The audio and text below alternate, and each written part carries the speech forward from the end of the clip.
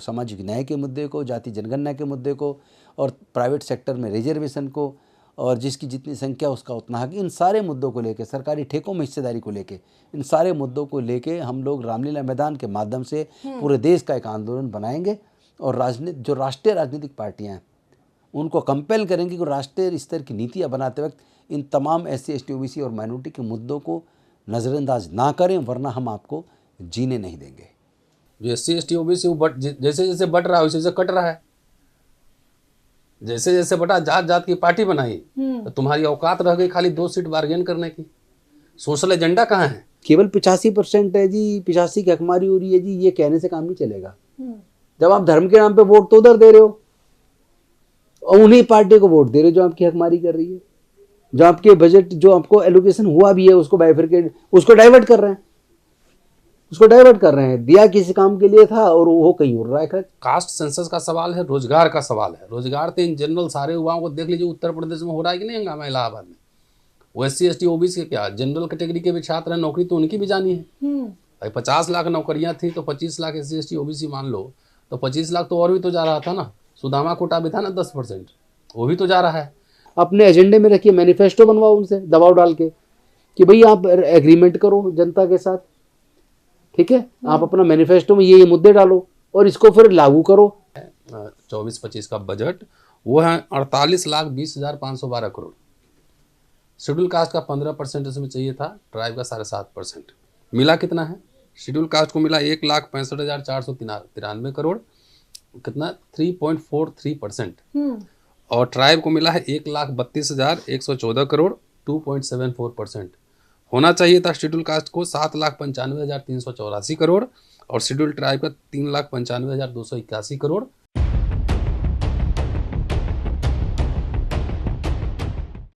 नमस्कार, मैं ज्योति यादव और आप देख रहे हैं हिंद समाचार।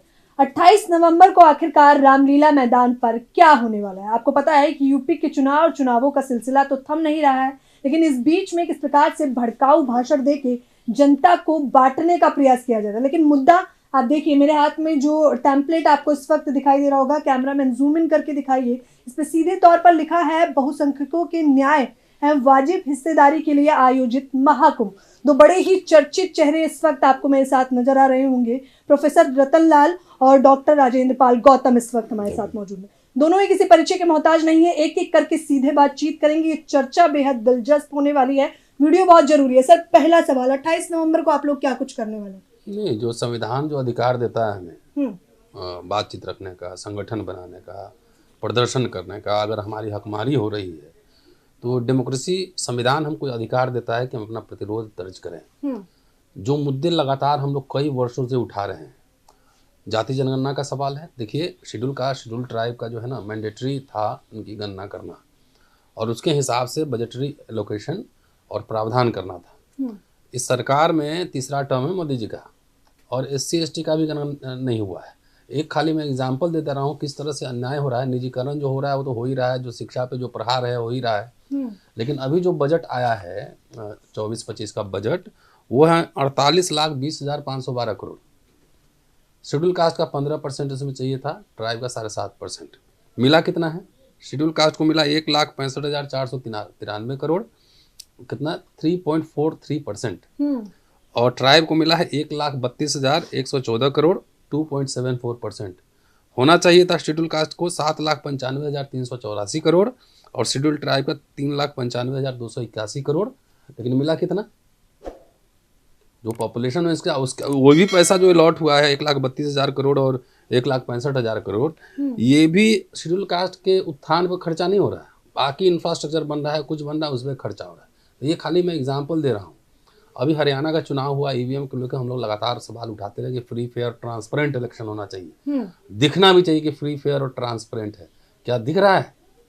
तो बैलेट पेपर से जब दुनिया भर में चुनाव हो रहा है तो यहाँ भारत में ऐसी कौन सी बात है कि EVM से कोई टाइम भी तो कम नहीं लग रहा है। 1.5 महीने तक चुनाव होते हैं।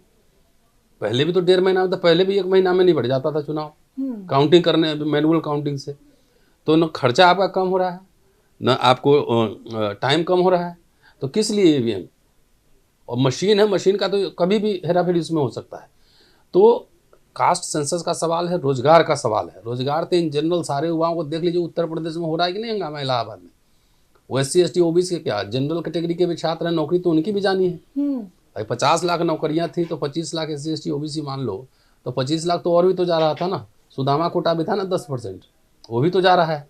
तो नौकरियां जिस तरह से खत्म हो रही है, जिस तरह से हेरा फेरी उत्तर प्रदेश में देखिए, खास तौर से स्कैम पे स्कैम आ रहे हैं, पेपर लीक और तमाम घोटाले आ रहे हैं, तो ये तो पूरे नौजवानों के भविष्य के साथ खिलवाड़ कर रही सरकार। वहां भी बीजेपी की सरकार है, यहाँ भी बीजेपी की सरकार। नीट में जो धांधली हुआ था आपने देखा ही, या सुप्रीम कोर्ट का जजमेंट भी किस तरह का था वो भी आपने देखा।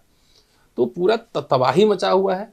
शिक्षा की हालत बहुत खराब है। शेड्यूल कास्ट शेड्यूल ट्राइब का जो फ्रीशिप था, स्कॉलरशिप था, वो भी नहीं मिल रहा है। अच्छा, यूपी की आप बात कर रहे हैं, यूपी की बात कर रहे हैं तो सीएम योगी आदित्यनाथ का बयान याद रखिए, बटेंगे तो कटेंगे, आपको बटना नहीं है। हाँ, तो सही में जो SC ST OBC वो जैसे जैसे बट रहा है वैसे वैसे कट रहा है। जैसे जैसे बटा, जात जात की पार्टी बनाई तो तुम्हारी औकात रह गई खाली 2 सीट बार्गेन करने की। सोशल एजेंडा कहाँ है? जो सवाल मैं आपके सामने रख रहा हूँ, शिक्षा का सवाल, बुनियादी सवाल, किसी पार्टी के मैनिफेस्टो में देखा है जो बट निकाला है? किसी को आंदोलन करते देखा है सड़क पर?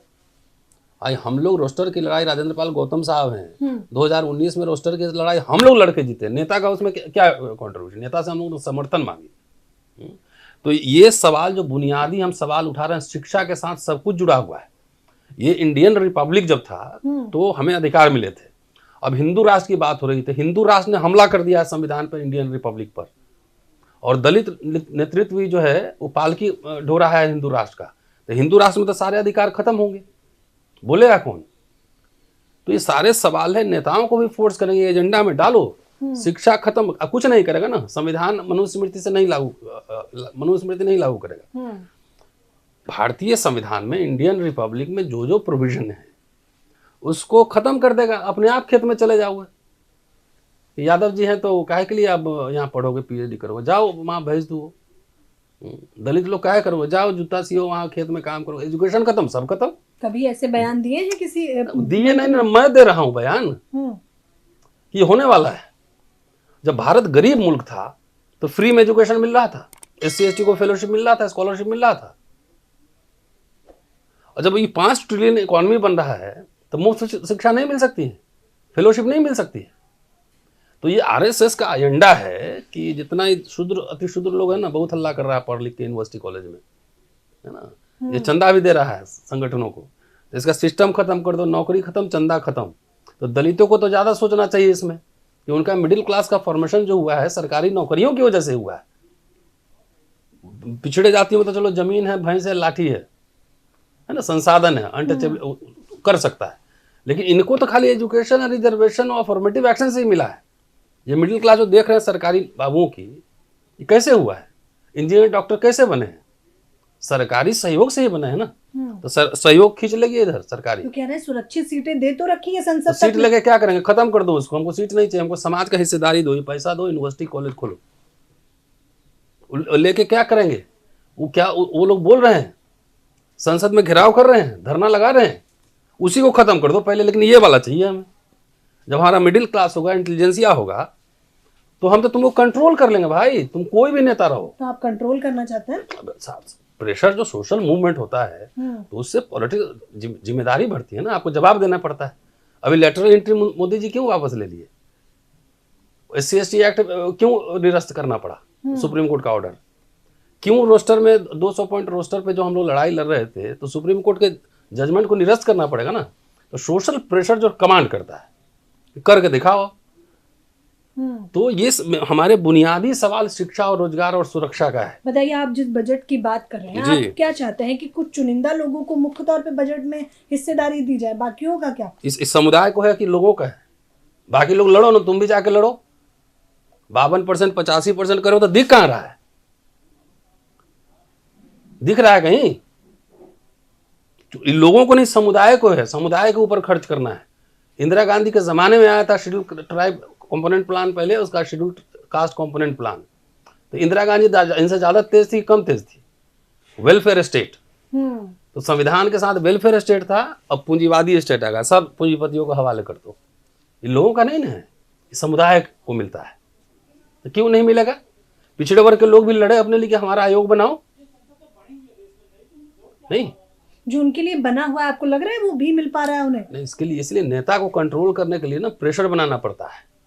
इसलिए लोगों से आह्वान कर रहे हैं कि हंगामा मचाओ कि हमारा कहाँ गया ये बजट।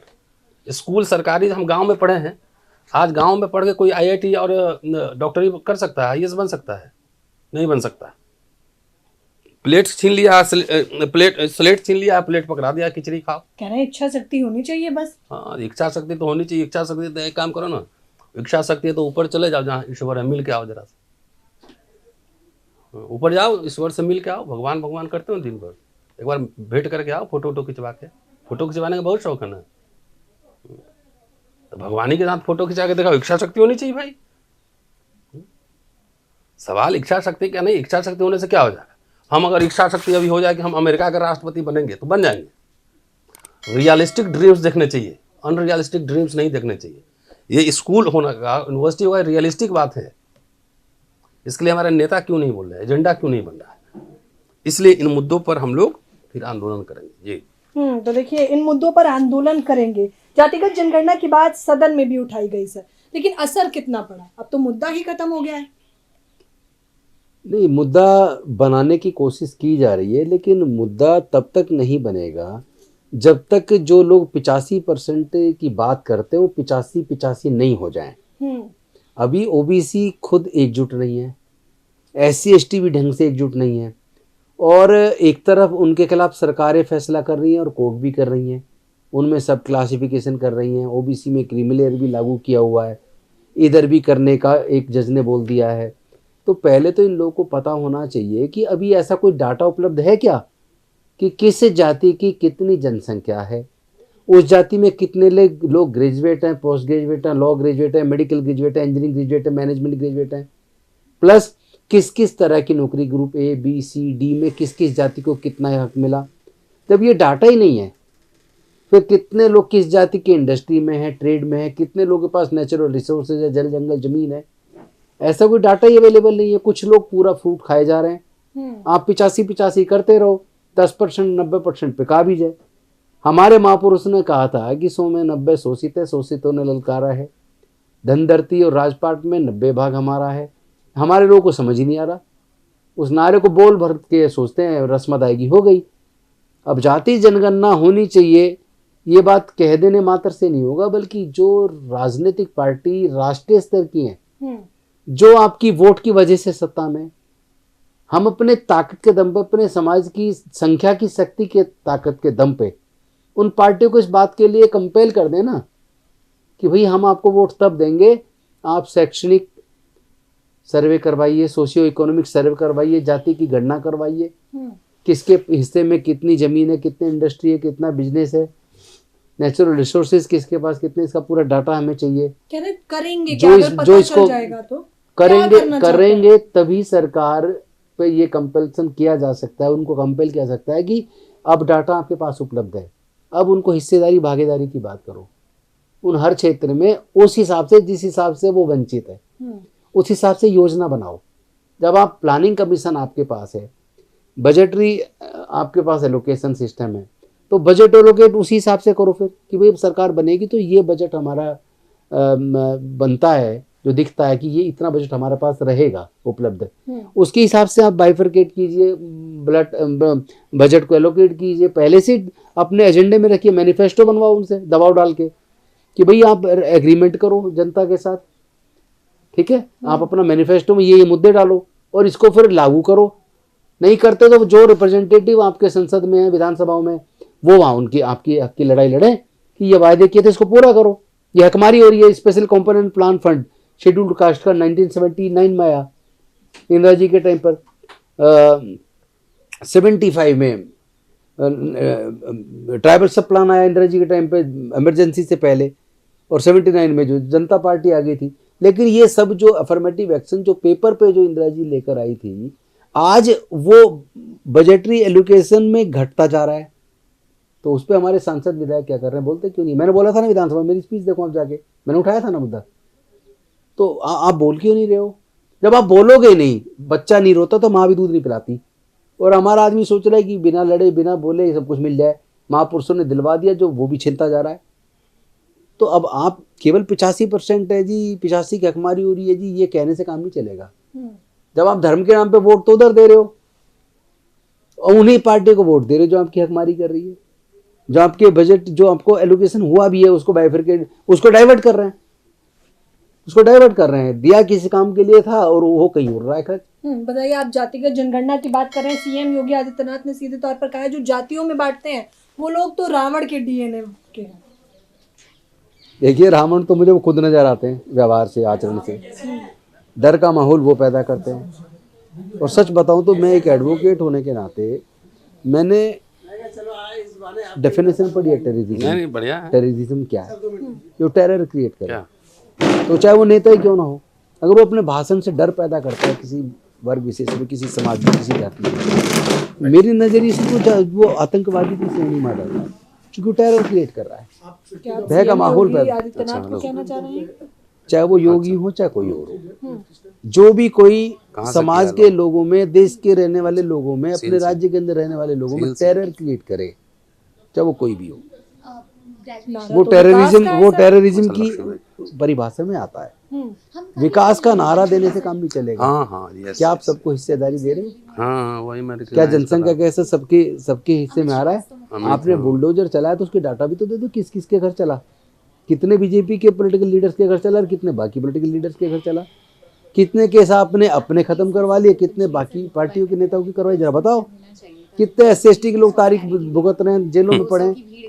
SC/ST एट्रोसिटीज एक्ट के को डाइल्यूशन किया गया, उसके खिलाफ लोगों ने आंदोलन किया 2018 में 2 अप्रैल को। कितने लोग मुकदमे बने, जेल में रहे लंबे समय तक और अभी तारीखें भुगत रहे हैं। अपने तो आपने केस खत्म कर लिए, उनके खत्म करो ना। वो आंदोलन तो जनता के लिए था ना, जनता के हक अधिकार के लिए था। आप उन केसेस को तो विड्रॉ कर नहीं रहे, अपने खुद के ऊपर बने हुए केस आपने विड्रॉ कर लिए। तो कहाँ न्याय की बात कर रहे हैं आप? सामाजिक न्याय देना आपके नियत में नजर नहीं आता, आपकी नियत में खोट है। साथ में आप डर पैदा कर रहे हो, बटोगे तो कटोगे। अरे तुम बांट रहे हो, तुम काट रहे हो, तुम डर पैदा कर रहे हो। वो हम PUCL दिल्ली के स्टूडेंट्स को पढ़ाते आपको केवल वोट चाहिए, लेकिन उस समाज को उनकी हिस्सेदारी हकमा नहीं दोगे, उनकी हकमारी करोगे।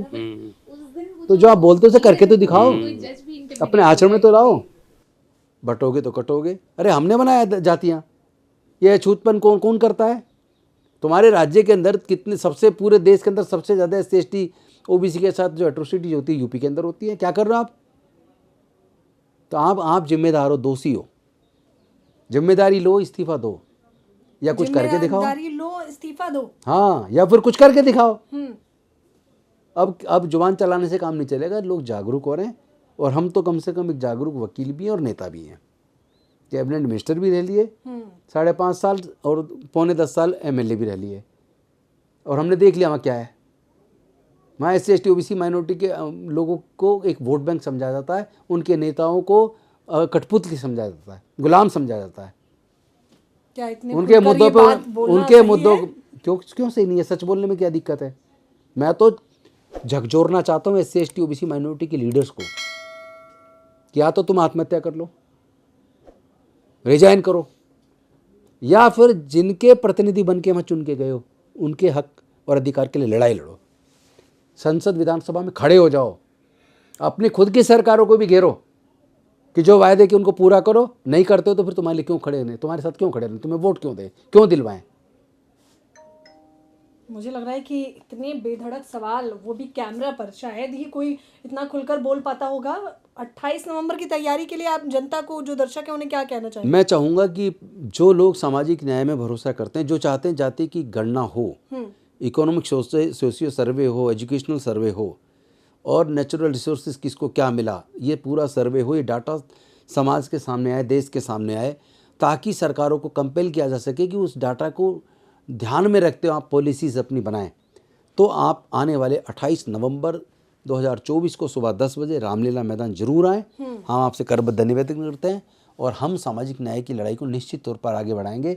और ये जो फ्री, फेयर एंड ट्रांसपेरेंट चुनाव होना चाहिए, चुनाव आयोग की जिम्मेदारी है, जिस जिम्मेदारी से वो भाग रहा है, मैं उन्हें कहना चाहता हूँ, मशीन ही होती है, आप माने या ना माने, ज़रूरी है कि आप बैलेट पेपर से चुनाव कराएं। और हम इस मुद्दे को, सामाजिक न्याय के मुद्दे को, जाति जनगणना के मुद्दे को, और प्राइवेट सेक्टर में रिजर्वेशन को, और जिसकी जितनी संख्या उसका उतना हक, इन सारे मुद्दों को लेके, सरकारी ठेकों में हिस्सेदारी को लेके, इन सारे मुद्दों को लेके हम लोग रामलीला मैदान के माध्यम से पूरे देश का एक आंदोलन बनाएंगे और जो राष्ट्रीय राजनीतिक पार्टियां हैं उनको कंपेल करेंगे कि राष्ट्रीय स्तर की नीतियां बनाते वक्त इन तमाम SC ST OBC और माइनॉरिटी के मुद्दों को नज़रअंदाज ना करें, वरना हम आपको जीने नहीं देंगे। हमारे मुद्दों को नज़रअंदाज ना करें वरना हम आपको जीने नहीं देंगे। 28 नवंबर को ये मानिए कि सैलाब उमड़ने वाला है। हम वहाँ की सीधी तस्वीरें आपको दिखाएंगे क्योंकि मुद्दा बेहद बड़ा है। तो आप लोग भी मुझे अपनी प्रतिक्रिया जरूर दीजिए। चर्चा में आपकी सहमति, आपकी राय मुझे जरूर बताएं। कैमरामैन तौहीद के साथ ज्योति यादव, हिंद समाचार।